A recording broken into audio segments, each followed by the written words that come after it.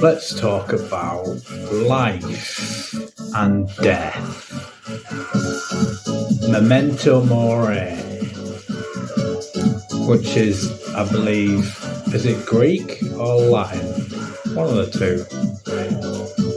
And basically, it means remember one day you're gonna die.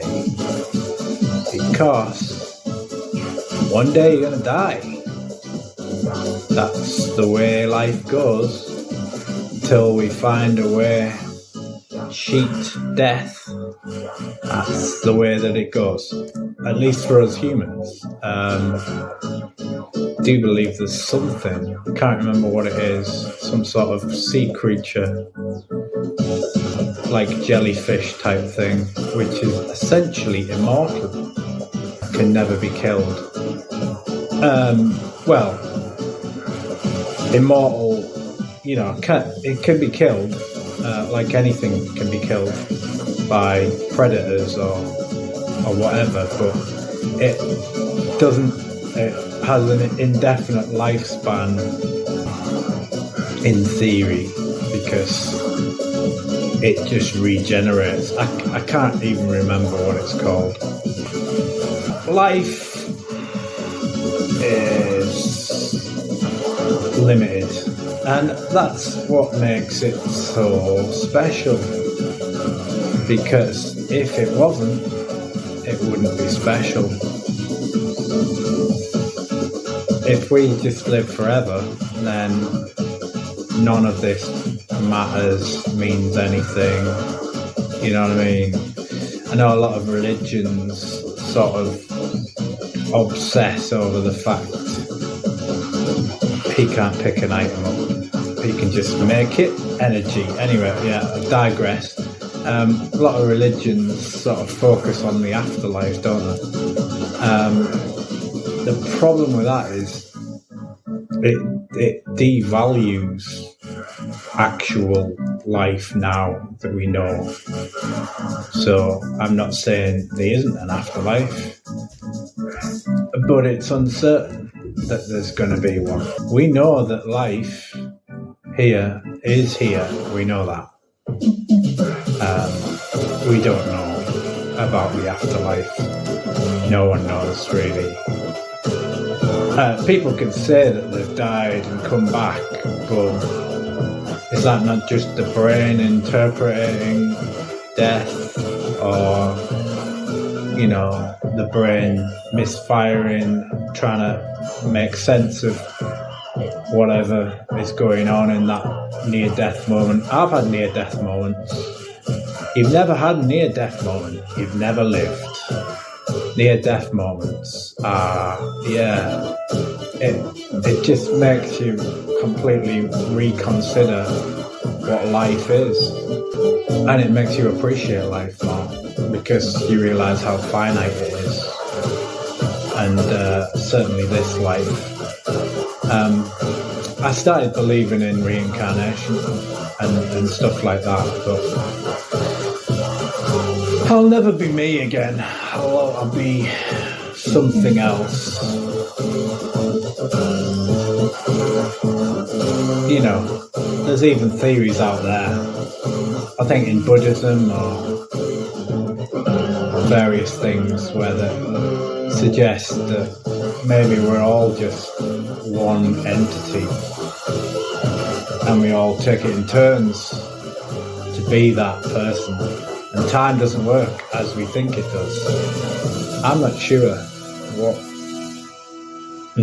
all this is, but I'm open to possibility.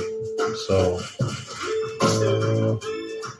I don't like to commit to one way of life.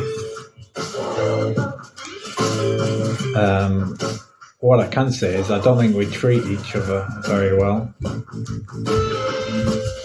Life is the knife man that just appears with a knife out of nowhere, and you just don't know when that's going to happen. You know, if you've played this game enough, you know. But I'm talking about metaphors for life. Um, yeah, so death. Most of my life I've been afraid of death, like most people. But I don't know, I just kind of got over it, you know what I mean?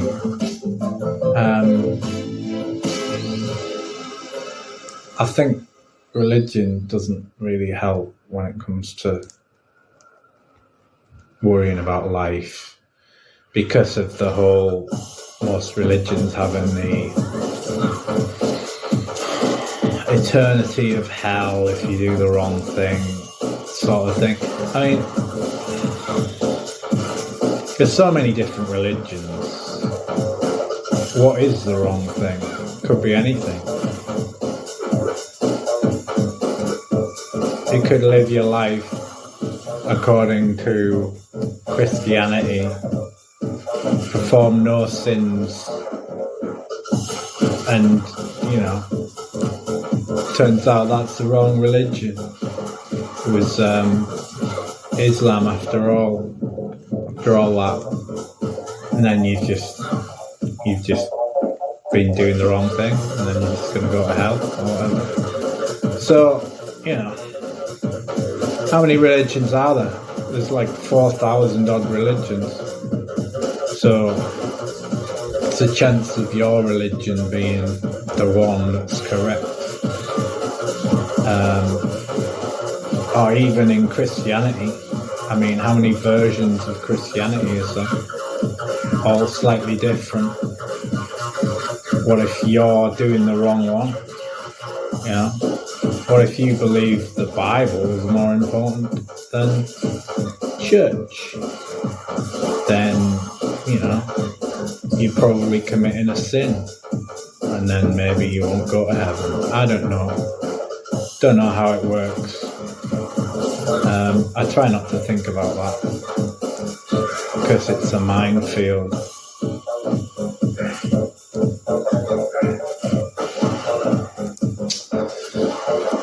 But yeah, death. I think embrace death. We don't talk about death enough,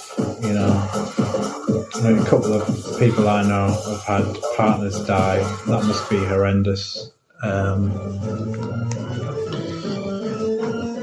I've only had a partner for a very brief period of time, so I couldn't relate to how that must feel.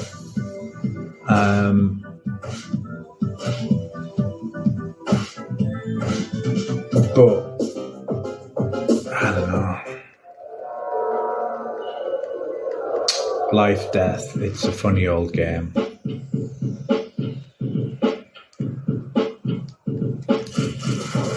Yeah, I think I believe in reincarnation. I'm not 100% sure, but I get this feeling that when we're dead, we're not quite, we're not quite gone.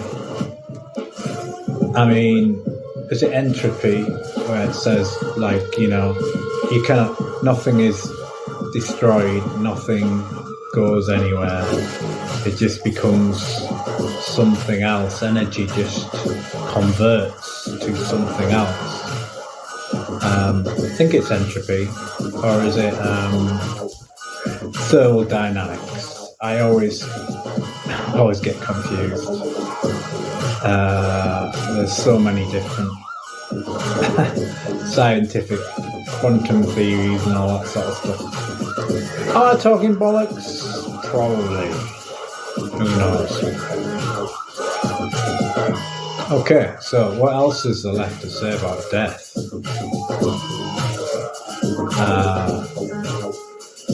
Not sure. They say when you die, your life flashes before you. Like I say, I had a near-death experiences. Things do slow down, so I can see that argument of that's how it might happen. I don't know. Maybe I become one of these policemen in another life. These highly inadequate policemen. Heaven and hell can be experienced on Earth. metaphorically. I mean, I've put myself in my own state of hell before. Depression is a kind of hell. A kind of hell that feels like you create for yourself. I know it's not really. Depression, you do have influence over depression.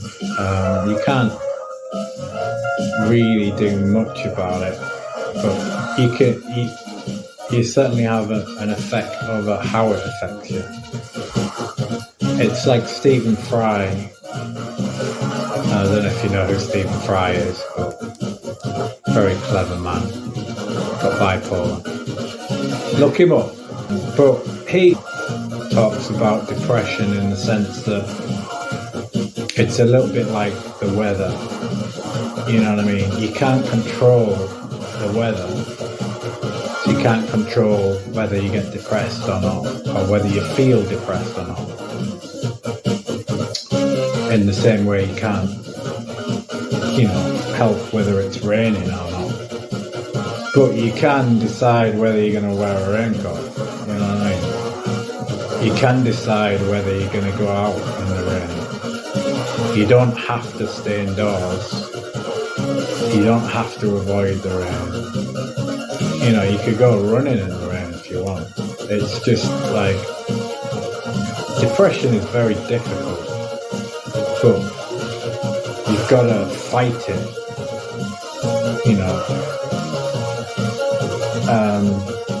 You got to be proactive with it, and you want to know how to make it worse, so that you can avoid doing that. Is I think dwelling on things like that fuels depression when you think about things too much. A lot of depression is supposedly a physiological thing, so it can start in your body first before it starts in your mind. So anyone who says it's all in the mind obviously doesn't really understand how things work. And even if you could say that depression is all in the mind, everything is interlinked. It's like an ecosystem. You can't have the body without the mind, so it's all interlinked, and each one affects the other. If you've eaten a lot of crap today, then your body's going to feel like crap. So there's an example of how you can reduce feeling like crap. Eat less crap. I would say what helps with me with depression is trying to have an optimistic or more positive look on life. It doesn't fix everything, but it just gives you like a default setting to come back to. You know what I mean? Your default setting is negativity, then that's what you're going to come back to. When you're not thinking about things, you're just going to gravitate back there. So if you try, and I know it's not easy, if you try to make positivity, or at least looking on the bright side of a negative situation as your default setting, then it can be easier to get out of depression. Like today, I haven't been depressed. I haven't been depressed for a long time. I mean, I suffer from bipolar. I do get depressed. It's inevitable that I get depressed. But today I was annoyed because I did things that made me feel like a failure. But then I just forgot about it as soon as I could. And this is only like half an hour ago. So, there is ways of circumnavigating anger and depression, or like at least minimizing it by not dwelling on it. We have a tendency to rush through everything. Everything we do is like let's do it with a sense of urgency. Like I say, when you're here for a short amount of time, speeding through everything, you're not actually experiencing things properly. You just kind of, on to the next. And before you know it, you're dead. Is it Ferris Bueller who says, if you don't take a minute and look around once in a while, and before you know it, time flies by. I've completely butchered that. It's something like that. Look it up. Maybe I'll put it in the links if I can remember.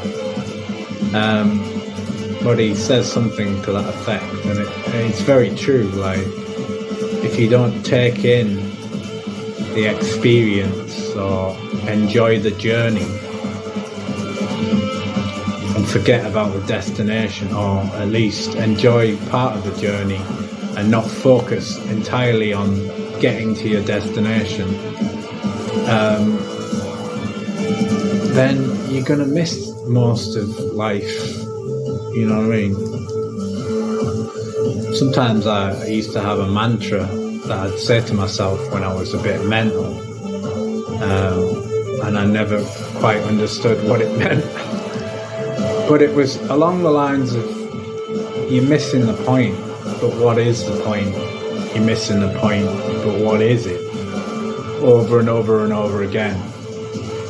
And I think what I worked out it meant was, by not knowing that the point of life is now, what you're doing now, which is what you should be focusing on, and not thinking about the past or the future, then by not embracing that, you're missing everything, because that is everything. That is everything. That's all they ever will be. You can reminisce about the past all you like, but it's been and gone. And you probably weren't even thinking much about it at the time. You'll spend more time thinking about moments than you were actually in the moments. I guess that's part of the joy of life. What am I doing? I'm looking at the point score. I did okay. But yeah, mindfulness is difficult sometimes. Like, if you're not enjoying yourself, being in the moment is maybe not where you want to be. Like, you imagine being stuck in a moment of grief, like forever. I used to have a joke, not saying it was funny, which like most of my jokes, but something like, I tried to live each day like it was my last, but I got bored of doing the same thing every day. Yeah, obviously that's not what it means to live each day like your last. I think you do have to, again, back to the memento mori, if that's how it's pronounced, you've got to remember this is not forever. If you're alive for like 100 years, it's not that long, even in seconds. If you think about it, it's like something like 3 billion seconds, something like that. So, you think to be a billionaire, you basically, I'm talking in pounds, let's just say that you become a billionaire at the age of 100 and then you die. Basically, like, you'll have accumulated like £1 every 3 seconds. Life is short. Like, maybe. There's trees out there that are over 4,000 years. There's a shark in the ocean right now that's older than America. So you think about it, that shark, female shark, can't remember what type of shark. Look it up though. Maybe I'll put that in the link as well. Yeah, 400 odd fucking years. It's fucking older than America. Looks old as well. Like living forever. Or even living for a long, long time, like hundreds of years, is seen as a good thing or aspirational thing. Like, would it not just be infinitely boring? The thing is, people talk about video games and they say, you know, okay, do they promote violence? As human beings, we are violent. We are violent creatures. That's just the inherent nature of who we are. So, to say that, like, computer games would create some sort of violence on their own is a bit disingenuous, because the violence is there. It's already there in all of us. Look at the way we treat animals. Just because we don't do the violence ourselves doesn't mean that the act of eating an animal is not a violent one. Oh, now I've got talking about animal killing. Right, I'm a vegetarian, you know, more vegan type person. Do eat cheese and eggs and honey now and again, milk, all that sort of stuff. But I do think we overconsume this sort of thing. And we do it because it's easy, because someone else is doing all the hard work for us. Like back in the day, when there was less people around, you know what I mean? Animals would actually have a decent life before they died. They wouldn't just be stuck in some fucking cage for like a couple of weeks, being fed a load of shit food, like the way that we do it now.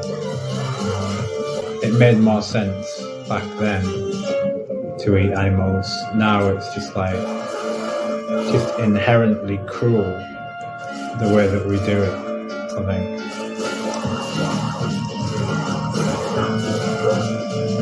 And how many people would actually be prepared to kill an animal themselves? Not many. Like a hired hitman or something like that. That's effectively what it is. It's presumed that everyone wants to be famous, pretty much. And it's like, I don't know if that's true. Well, I know it's not true, because I don't want to be famous. I'd like to achieve things and maybe have some credit for achieving these things, but I don't think fame is the same as that. You know what I mean? Especially not now. I mean, you can get famous for farting on someone's head these days. You do good enough video about it. You know what I mean? I'd say there's no talent in it now, but back in the day you used to be famous because you were good at something, or you achieved something really hard. Now, that's simply not the case. Like, what difficult things have Michelle Collins ever done? I think that's her name. There's plenty of other people that I could use as an example of famous people not particularly amazing at whatever's got them famous, but I don't know, she always comes to mind. If you don't know who she is, she's kind of like, she's one of these annoying personalities that's just basically known for being annoying. I don't even know what she's off. She was maybe on The Only Way is Essex or something like that. It's where a lot of them come from in the UK. Although it tends to be like Love Island now. Love Island sort of crap. Love Island, if you've never heard of the TV show, is basically like, it's like a show where you get like all the prettiest, most vain, shallow, usually talentless, other than like, you know, being particularly good at makeup people. You get them all on like one island, like the Greek islands or something. I think it's different places at different series, and you just get them all together. I'm thinking of the British version, so they're all British in the one I'm talking about, and it's just like, hey, why don't you beautiful people, like, why don't you fuck? And it's like, yeah, that's the entire concept. I watched it in the early noughties when it was like a celebrity version. So they just get like semi-famous people, and then they'd be like, right, here you go, you're pretty, like hoping that they'd like fuck, and they never did. In this version, I think they couple up. I'm not saying that maybe they fuck, maybe they don't, but people certainly, there's certainly a lot of tongue tennis going on. Let's talk about computer games, since I'm playing them. Computer games are one of the best forms of entertainment, because it's the ability to, you know, it's like having a fantasy, and you can actually simulate it. You know what I mean? Like, obviously, my fantasy is to go around beating the crap out of annoying people on a street full of rage, which is why I'm playing this game.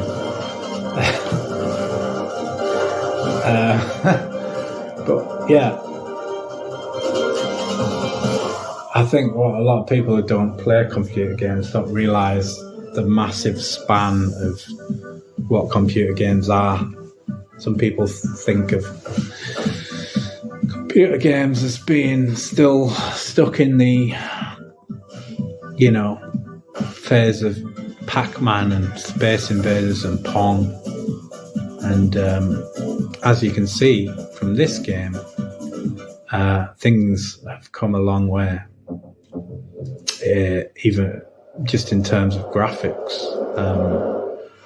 Although this game, although it only came out in 2020, this is like a retro-inspired game. So obviously, you know, graphics-wise, there's better games, more complex. Like, for example, RoboCop. There's a new RoboCop game coming out as I do this.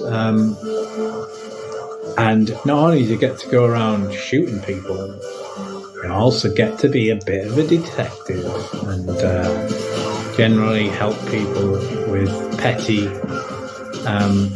complaints or grievances as well. Wonder how that's going to work out as a computer game, but the simulation games are interesting. You can literally simulate anything. Like, I saw on the eShop where you can buy games digitally, on the Switch. I saw like one of the games that was popular a couple of months ago was basically like a car wash simulator. It like simulates working in a car wash. Like, why you would ever think that was a thing. But I like all them sort of games. Like when I was a kid, I used to like this game called Pizza Tycoon. So yeah, you had a pizzeria and you sold pizzas, but you could also do gangster things on the side, you know what I mean, to make more money. Or you could like sabotage like rival businesses and stuff like that. Like, computer games are so vast in the scope of what you could do.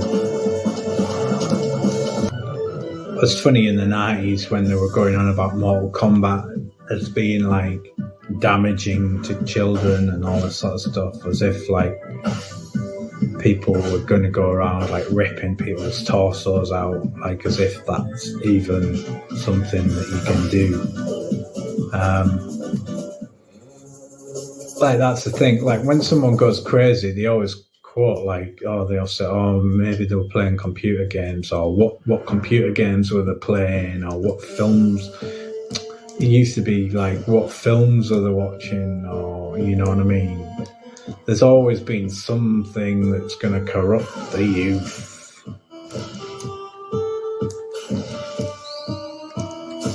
But like I said about violence being inherent to us, you know what I mean, it's in all of us, you know what I mean, we all get a little angry. Games like this provide a good outage for some of that rage, as it were. Let's talk about music. As you can hear, the music in this game is pretty good. Computer game music in general tends to be pretty good. Provides quite a good living for anyone that wants to make money out of music production, because obviously that's what we need to survive. Money in the capitalist world. But yeah, I love music. You know, we've been making music ever since we civilized ourselves and started creating farms and agriculture and growing plants and making our own food and all that shit. You know what I mean? There's always been people sat around a campfire singing songs, strumming, whatever the musical equivalent of a guitar was back in the day. I like in Asterix and Obelix, which is like a French cartoon. There's like a bard in the village, and he's just horrendously bad at music. But that's kind of what he is. He's a guy, he's a music guy, even though he's terrible at it. And everyone just beats him up because they don't want to hear his music. Okay, that is a bit dark, but it's done in a very comedic way. I always thought I was quite musical. Tone deaf, that's the problem. Tone deaf and a little bit lazy when it comes to learning things like instruments. It's funny how you can convince yourself of a reality that might not be true. So I always told myself that I could never learn an instrument when I was a kid. So I never did. But really, it was just a story that I was telling myself. It wasn't necessarily true. I was just making it true by not putting the effort and time in that required to learn an instrument. I think what it was me was I was always frustrated by learning shit. Not so much now, but when I was a kid, I just found learning anything like frustrating as hell. So the idea of learning an instrument I just found it just way too hard.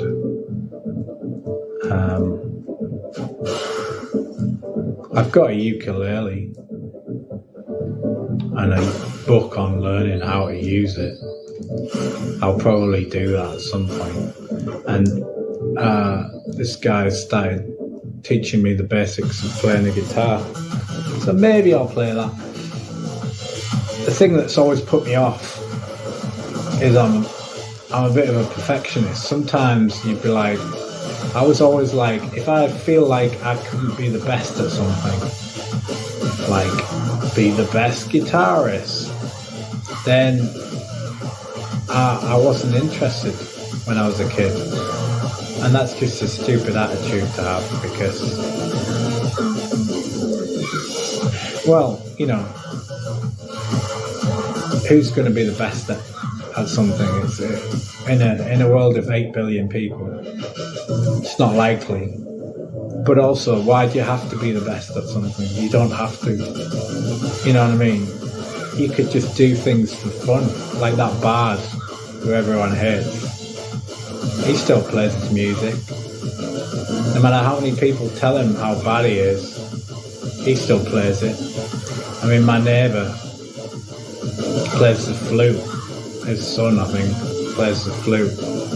And he was terrible to start with. Now he's actually okay. But only because he's put the time and effort in to learning. And that's what you need to do in life. But no one's got an attention span more than 5 minutes these days. Well, 5 minutes is going a bit too far. The average TikTok video is like, I don't know, 30 seconds. Like this video, who's going to actually watch this video? Because it's going to be a long video. Maybe you're watching this as part of a clip, and that makes more sense than watching like what's probably almost 2-hour video or whatever. You know what I mean? Ain't no one got the attention span for that now. Talk about food. It's interesting. I've got a lot of food in front of me that really you wouldn't class as food many years ago. Processed stuff. You know what I mean? We eat a lot of crap these days. Like things like, you know, carrots. Like, who talks about carrots now? No one. Like, but I love food. Food is really enjoyable. Like, I'm trying to lose weight and I could do with eating less food, but at the same time, I'm not about to start just eating like consuming protein shakes, because where's the fun in that? To me, like, food is to be enjoyed. Like, I think food is one of the reasons why life is as good or as endurable as it is sometimes. Sometimes when I'm depressed, which I haven't been lately, but sometimes food's like literally one of the only reasons I want to get out of bed. To drink water as well, because I don't know if you know about this, but if you don't drink water every 3 days, I think it is, you're probably going to die. So, you know, drinking water is a good idea, or at least liquids of some kind. I used to hate drinking water, you know, without any cordial or anything in it. I mean, it's not my favourite thing to drink now, but I certainly drink a lot more water than I used to. I'd recommend drinking more water because I don't think we drink enough, or certainly have enough liquid in our diets. If you want to get into drinking water in a more healthy way, I would suggest like lemon juice. Like put a bit of lemon. You don't even have to get an actual lemon. You could just use like just get like a lemon juice type thing. Works about the same. Just squeeze a bit in, like a water filter jug or something like that. Also like using cucumber, and maybe a little bit of lime juice as well, just to make it taste a bit nicer, but it's also very good for you. It's also quite good for you apparently is apple cider vinegar. We've been using that for many years to treat things. Turmeric is very nice as well. Good for you. I sort of fallen for that, like sweetener is good for you type thing, which they reckon isn't good for you anymore, if it ever was. But I would say if you're gonna have sweetener, try go for the plant version, like stevia, I think they call it. It's better for you. Tastes the same, pretty much. I mean, to me, I can't notice the difference. To me, all sweetness tastes the same, pretty much. Let's talk about weather, shall we?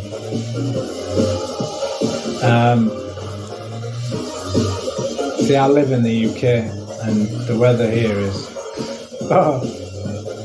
so random.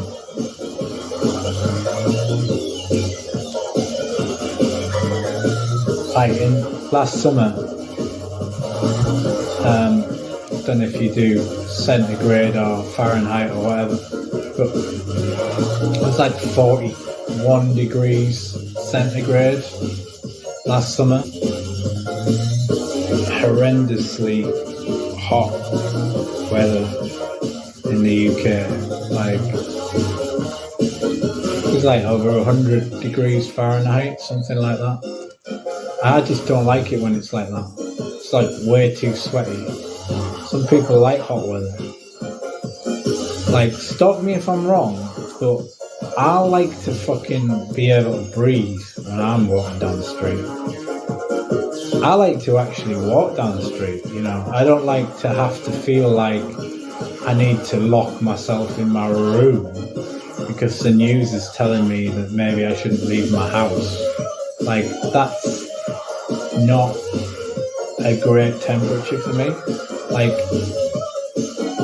in the UK, we can't cope with this heat of 41 degrees. We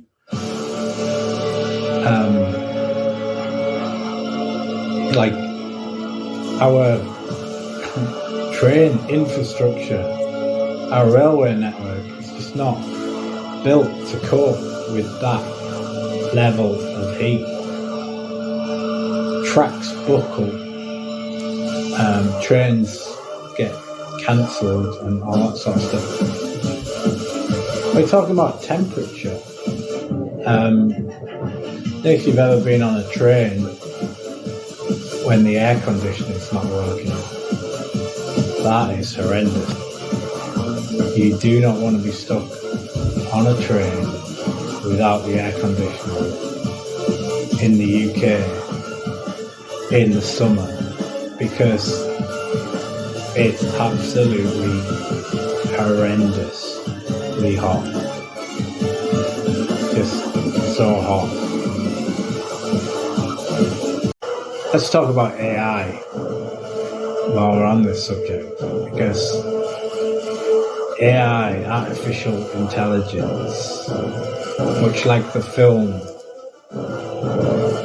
Kubrick wrote this screenplay or film or whatever. AI, because he could see where we were going, and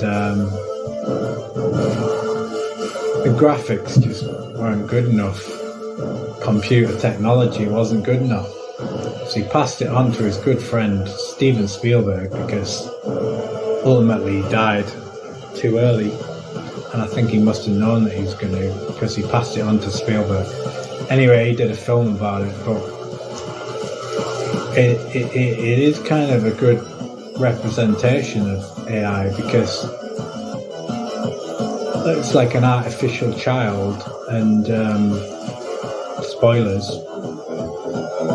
but people don't believe that it's a robot. They believe that it's a real child. So when they try to destroy it, the people won't let them destroy it, because they just think that it's a real child sort of thing. AI is here, and it's here to stay, and it's dangerous. It could be great for humanity, or it could be a complete disaster, or it could be both. Probably will be both. When people think about AI, they think about Terminator,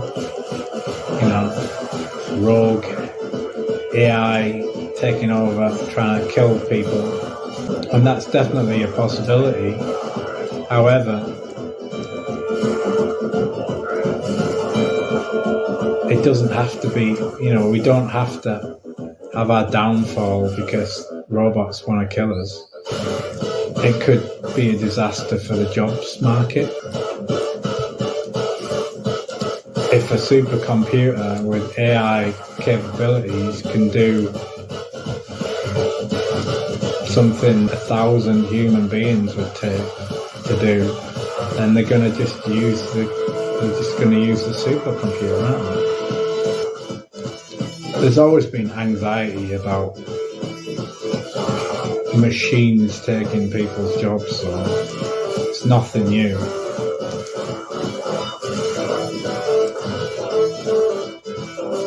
Ever since the printing press, people have, rallied against the idea of machines taking our jobs. It was even before the printing press. Machines that could make clothes.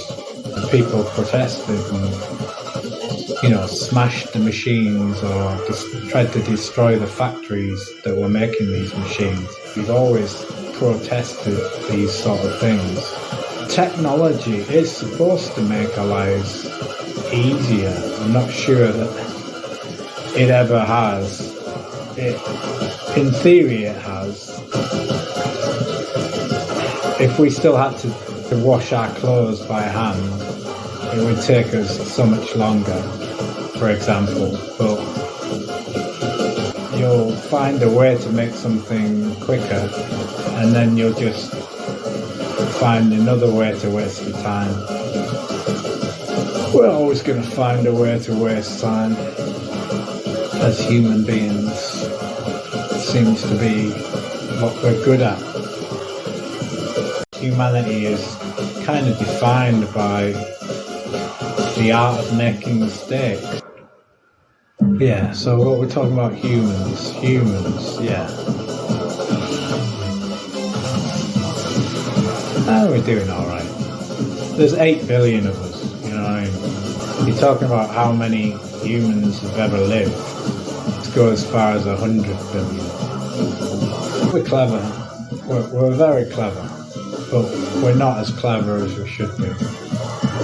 We should be cleverer than this.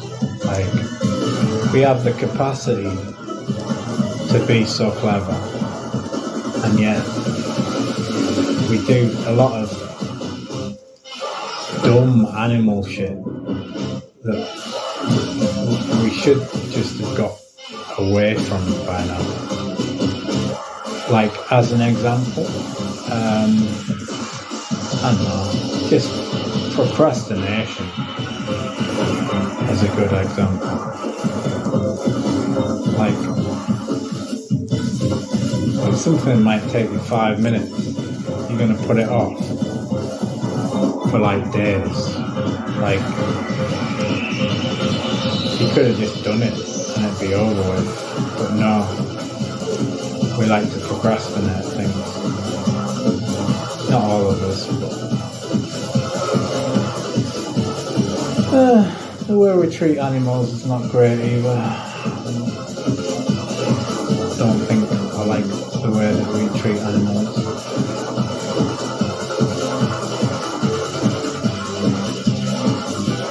Like, some people complain about I'm like, well, you know, if you're a vegan or a vegetarian, what about all the plants that you're killing? And what about all the soya that you're eating? You know what I mean? What about that? And I'm like, well, you know, they feed a lot of soya to animals for a start, so most of the soya that gets eaten is from animals, and animals, much like us, have a central nervous system, so they can feel pain in the same way that we can feel pain, and you know what pain feels like. So, is it fair the way that we treat animals? I don't think so. And you can't compare them to plants. There's evidence that plants feel something like pain, but like I say, without a central nervous system, not on the same level.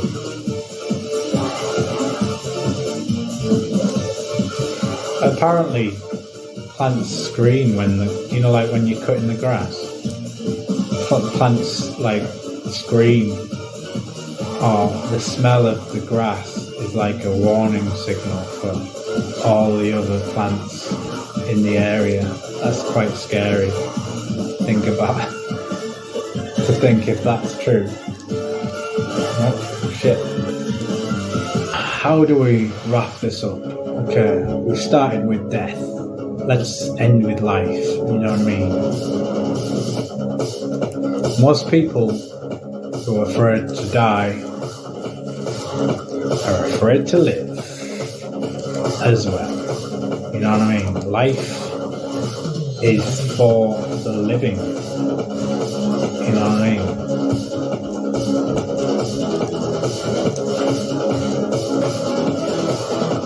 Like, don't be afraid to die if you're afraid to live. I think that's kind of what I'm saying. And I think we should try and live our lives more full, and then we get a lot out of it. We get a lot more out of it if we just lived our life more fully. But like I was saying, you know, we didn't ask to be born, but I think we're here and we should enjoy life while we have it. You're a long time dead. You never know when you're going to go. You could be hit by a bus tomorrow. So enjoy life while you can. And I don't mean that in a bleak way. I just mean enjoy the temporary amount of time we have on this planet before we become something else. And like I said before, you know, nothing is destroyed. You just become something else. So maybe we become dust, or maybe we get buried and become worm food. That's how I'd like to go. become worm food, so that I'm giving back to the planet, I'm giving back to the earth. But just think about how vast this universe is. We are merely a dot on a dot on a dot on a dot. You know, but something like the size of this planet or the weight of this planet is like less than, in the context of the universe, is less than a grain of sand in the context of all the sand on the planet, or something like that is what I heard. I'm not sure if that's true, but it sounds about right, because the universe is just ginormous.